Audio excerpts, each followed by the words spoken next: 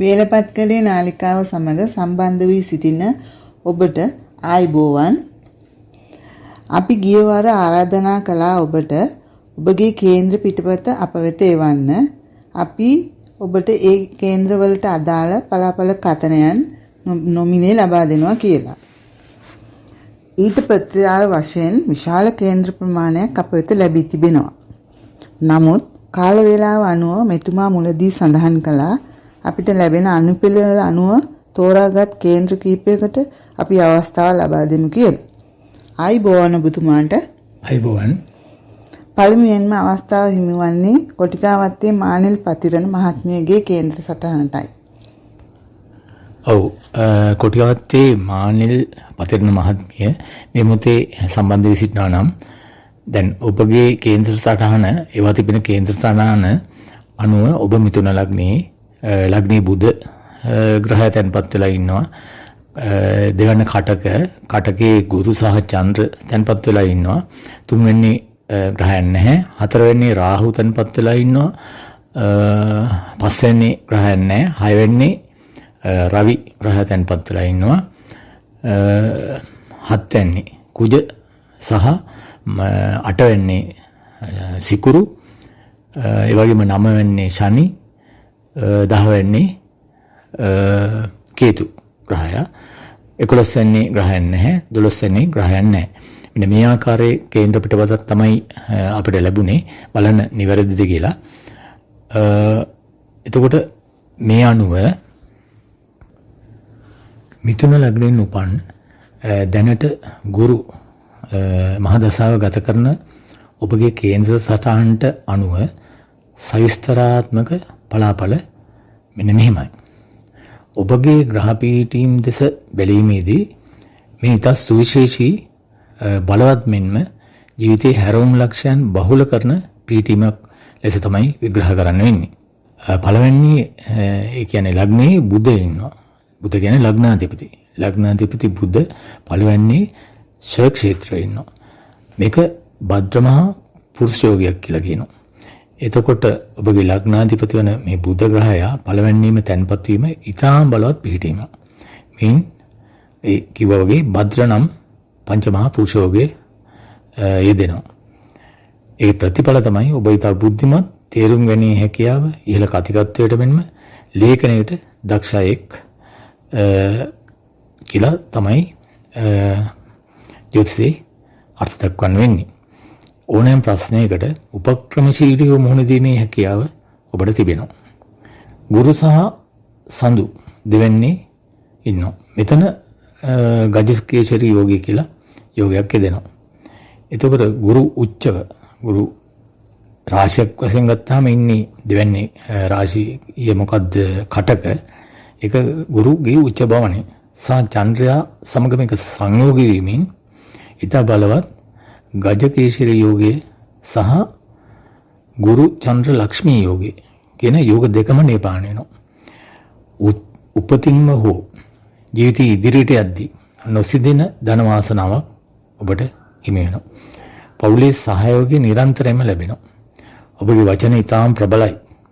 අනේව ආකර්ෂණය කරගන්න පුළුවන් වචන තමයි ඔබගෙන් නිතරම පරිසරයට නිකුත් වෙන්නේ.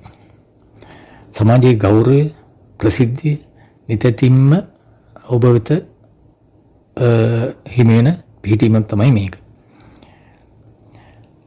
ගෘහ ජීවිතය ගැන කතා කරොත්, දීපල සහ මව ගැන කතා කරොත්, හතරවෙනි රාහු සහ 10 වෙනි කේතු මේ තත්ත්වය අනුව නිවාස, ඉඩකඩම්, යාන වාහන වැනි දේවල් මුල් කාලයේදී යම් බාධා වලින් පසු ලැබුණත්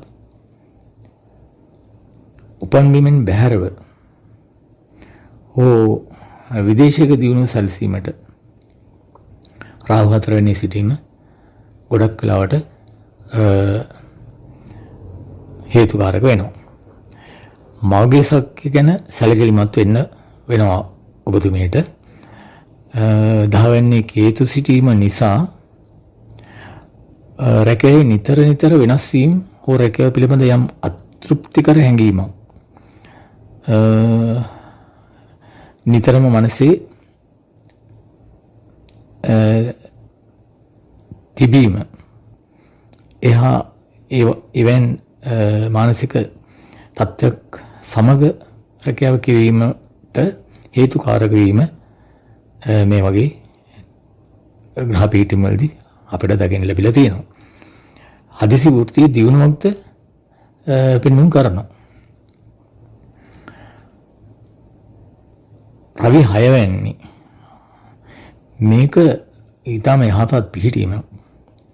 සතුරු බලවේග ඔබට විරුද්ධව කුමන්ත්‍රණය කරන අය ඔබ ඉදිරියේ පරාජයටපත් වෙන සත්‍රු නාශක යෝගයක් කියලා කියන්නේ. එතකොට නඩුව ආදීන් ජය ලැබීම කෙසේ වෙතත් නොකියම් බැරි දෙයක් තියෙනවා. උෂ්ණාධික රෝග හෝ ලේ ගමනාගමනයේ සම්බන්ධ සෞඛ්‍ය ගැටලු ගැන තරමක් අවධානය යොමු කළ යුතුයි.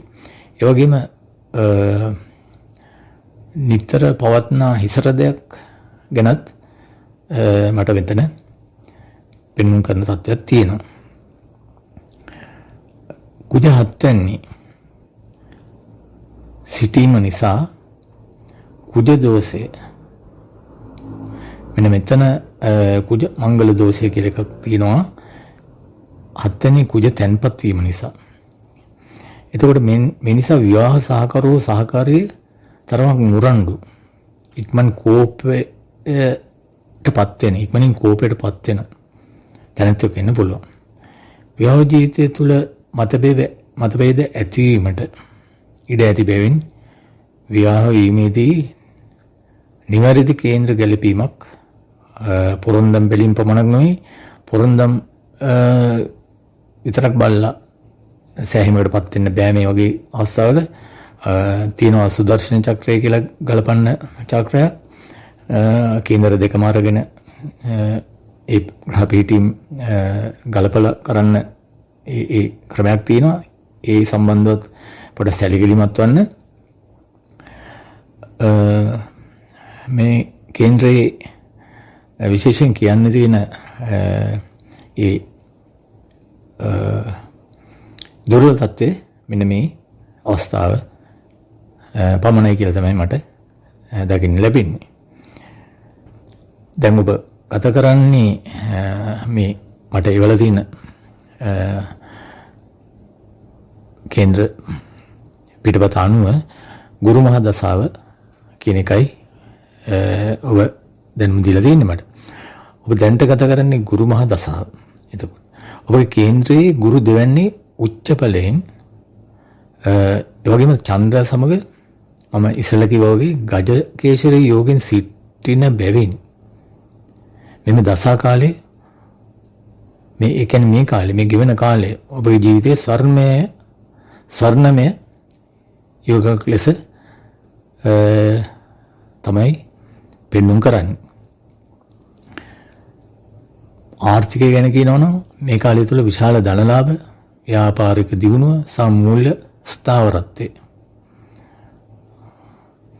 පෙන්වුම් කරනවා. නොසිතී මාර්ග වලින් මුදල් ලැබීම් පෙන්වුම් කරනවා. ඒ වගේම සමාජයේ ඉහළ පිළිගැනීම, ගෞරවයක්, තනතුරු සහ නම්බුනාම ලැබීමක් මේ කාලේදී සිද්ධ වෙන්න පුළුවන්. අලුත් දේ ඉගෙනීමට, උසස් අධ්‍යාපනයට සහ බුද්ධිමය වර්ධනයට ඊටාම සුදුසු කාලයක්.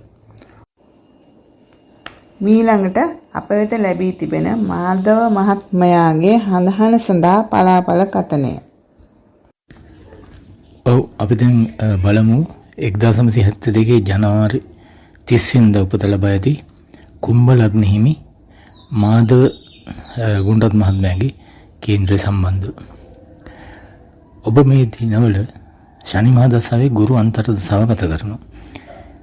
2028 ජනවාරි 30 වෙනිදා වෙනකන් මේ දසාව තියෙනවා. ඇත්තෙන්ම ඔබ වාසනාවන්තයි.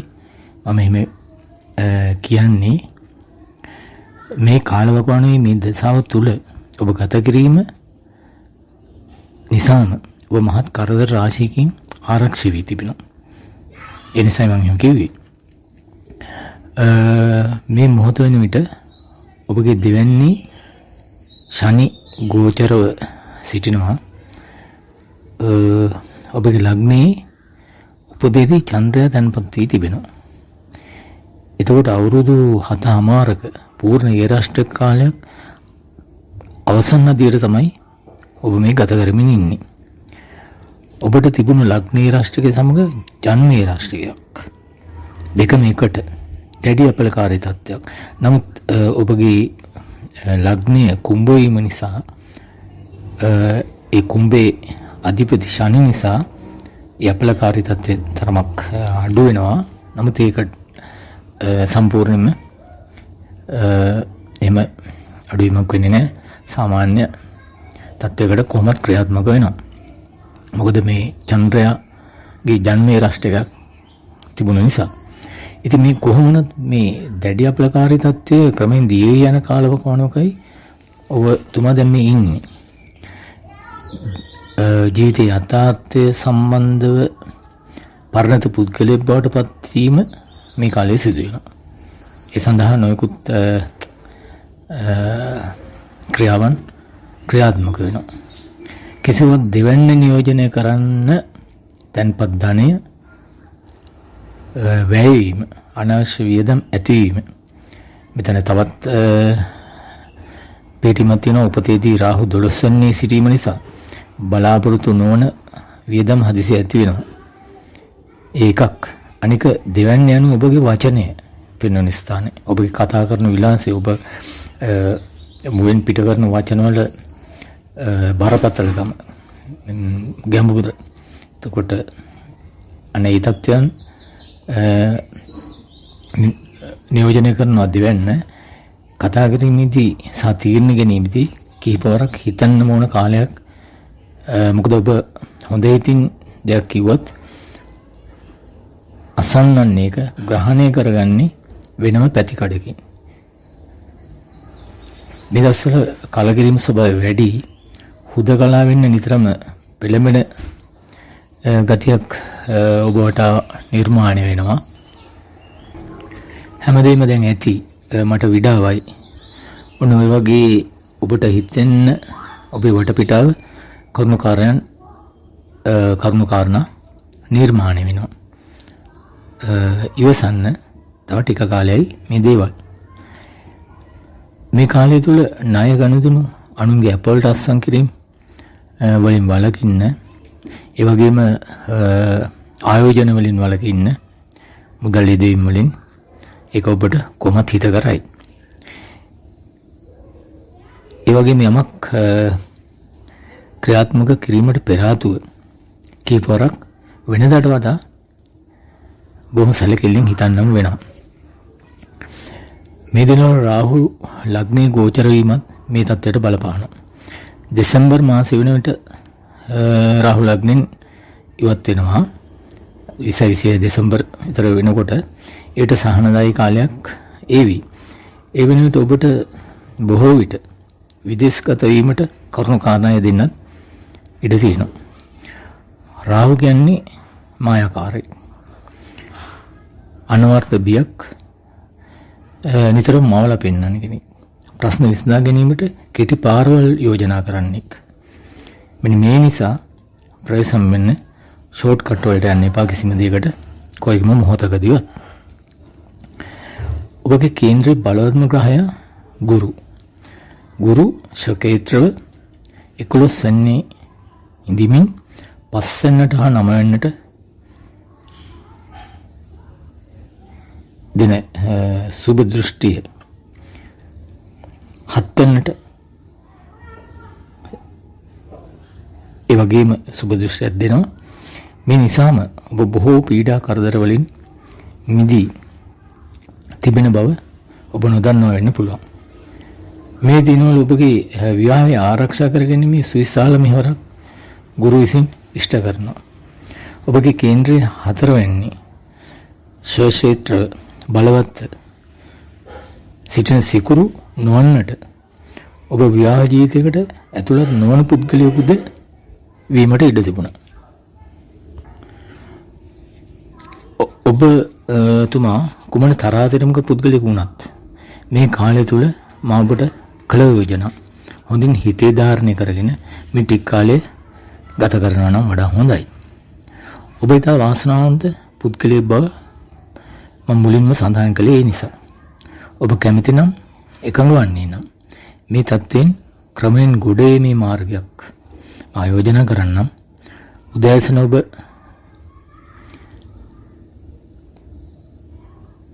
නින්දෙන් පිබුදුනා කියලා දැනුණු වහාම ඒ සිටින ඉරියව්වෙන්ම සිතන්න මූණන්න අදවස පුරා මගේ සිතට සහනය සැනසෙල්ල ලැබුණ නිසා ස්තුතියි කියලා. ලැබිලා ඉවරයි ඒක. ලැබුණ නිසා ස්තුතියි කියලා. උදාසන ඔබ සිතන සිතුවිල්ල තමයි මුළු දවසේම දිගහැරලා ක්‍රියාත්මක වෙන්නේ. දවසේ ක්‍රියාවලිය පාලනය කරන්නේ. ඔබ මේ යෝජනාව අපබ්‍රංශයක් විදිහට හිතන්නේ නැතුව ක්‍රියාත්මක කළොත් ටික දවසක් යනකොට ඔබට වැටහෙවි මේ ඇත්ත නැත්ත.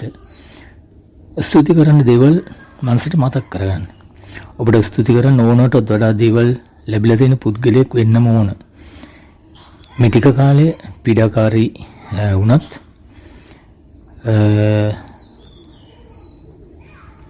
ඔබ ස්තුති කරන්න දේවල් ළඟා කරගත්ත පුද්ගලෙක් වෙන්නම ඕන. මොකද ගුරු 11 වෙනි බලවත්ව ඉන්නවා. ඒ වගේම සිකුරු 4 වෙනි බලවත්ව ඉන්නවා. කියන්නේ උපන් තත්වෙන් ඉහළට යන කේන්ද්‍ර තත්ත්වයක් මිස පහළට යන කේන්ද්‍ර තත්ත්වයක් නොවේ. හොඳයි. මේ කරදර පීඩා සියල්ල තොටි කාලේ විශ්වාසයෙන් ඉන්න. ඔබට ජය වේවා. වේලපත්කඩේ නාලිකාවට සවන් දෙන හිතවත් අසන්නන්ට දැනුම් යුතු විශේෂ කරුණක් තියෙනවා. මිට පෙර ආතුව මේ වැඩසටහන හඳුන්වා දීමේදී අපි දැනුම් දුන්නේ බලාපල දැනගැනීමට අවශ්‍යය ඔබගේ නම කේන්ද්‍රී පිටපතේ සටහනක් මගේ 070යි 75යි 25යි 388 අංකයට WhatsApp අංකයට එවන ලෙස. නමුත් බොහෝ දෙනෙක්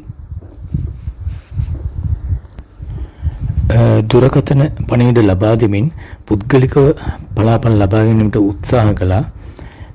කනගාටුවෙන්වත් කියන්න සිදු වෙනවා. පුද්ගලිකව දුරකථන මගින් බලාපල කතන ඉදිරිපත් කිරීමට කාලය වේලාවක් නොමැති බව. ඉතින් නැවතවතාවක් මා මතක් කර සිටිනවා බලාපල කතනයක් අවශ්‍ය අසන්නන් කරුණාකර ඉහත WhatsApp අංකයට නම සහ කේන්ද්‍ර කොපිය ලබා දීමට කටයුතු කරන්න. අප වෙත ලැබෙන කේන්ද්‍ර සටහන් වල අනුපිළිවෙල අනුව මේ සේවාව සියල්ලන්ටම ලබා දීම සිදු වෙනවා. මෙසේ ඉදිරිපත් කරන ඉදිරි වීඩියෝ මාලාවේදී එනිසා ඔබේ කේන්ද්‍රයට අපෙන් බලාපල 1 2 3 ආදී වශයෙන් අංක සහිතව ඒ වීඩියෝන් ඉදිරිපත් වේවි. ඉදිරියට ඔබ අප වෙත කේන්ද්‍ර සටහන ලබා දුන්නා නම් එම ඉදිරි වීඩියෝ මාලාවලට ඉදිරි වීඩියෝ වලට සවන් දී බලන්න ඔබගේ පලාපලය එම වීඩියෝ එකට ඇතුළත් වෙනවද කියලා. වේලපත්කඩේ නාලිකාව සබ්ස්ක්‍රයිබ් කරන්න අනිවාර්යෙන් ඔබට විට කිසිම වීඩියෝවක් මගේ හැරෙන්නේ නැහැ. ඒ වගේම නොබලී ඉදිරිපත් කරන මේ වැඩසටහනින් ඔබට ප්‍රයෝජනයක් ලැබුණා කියලා වටිනාකමක් දැනෙනවා නම් අනිවාර්යෙන් ලයික් කරන්න, වීඩියෝ ලයික් කරන්න. ඒ වගේම මේ පිළිබඳ ඔබගේ අදහස් විවේචන නැත්නම් කමෙන්ට් සෙක්ෂන් එකේ සටහන තබා යන්න. ඔබ වූ කේන්ද්‍ර සටහනට අනුව අද වීඩියෝයේදී බලාපල කතනය අසා දැනගත්තා නම් කරුණාකර වීඩියෝවට යටින් ඇති කමෙන්ට් සෙක්ෂන් එකේ බලාපලය ලබාගත් බවට කුමන හෝ දැනුම් දීමක් සටහන් කිරීමට කාරුණික වන්න. ස්තුතියි.